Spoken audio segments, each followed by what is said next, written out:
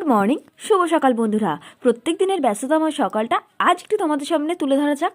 তো চলো, শুধু আমার বলে নয়, প্রত্যেকটা বাড়ির বউদেরই প্রথম কাজ হলো রান্না করা, যেটা সবার মতো আমিও করে থাকি। এখন সকাল বাজে 7:10 আর এখন ঘুম থেকে উঠে আসলাম।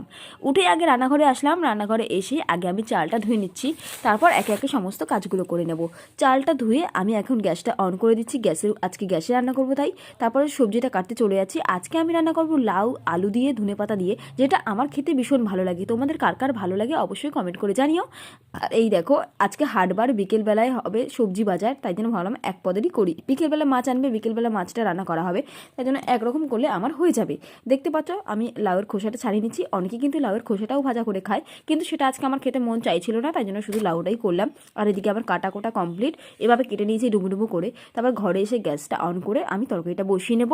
তোমরা কে কে কীভাবে লাউ রান্না করো অবশ্যই কমেন্ট করে আমাকে জানিও, আমি দেখবো আমার সাথে ম্যাচ করে কিনা।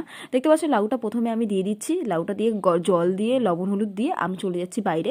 বাইরে বলতে ঘরে যাব, ঘরে অনেক কাজ আছে। এখন আমি ঘরে চলে এসেছি। ঘরে এসে বিছানাটা গুছিয়ে নিচ্ছি।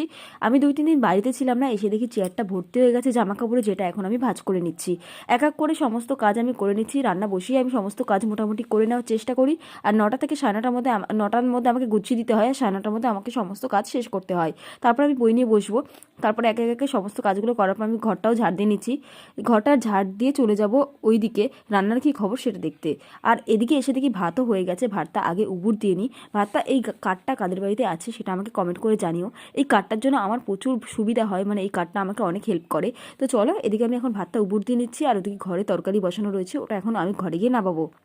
এখানে এসে আমি তরকারিটা নামিয়ে নিচ্ছি, মানে নামানো হয়ে গেছে। তারপরে এখন আমি ওকে টিফিনটা গুছিয়ে দেবো। টিফিনটা গুছিয়ে দিয়ে জলটা ভরে দিয়ে আমি যাব বাইরে, কারণ কি সকাল থেকে আমি এখনও ব্রাশ করতে উঠতে পারিনি। এখন আমি যাব ব্রাশ করতে, আর চলে এসেছি ব্রাশ করতে। আর আজকের এই ছিল মিনি ব্লগ। কেমন লাগলো অবশ্যই কমেন্ট করে জানিও। টাটা।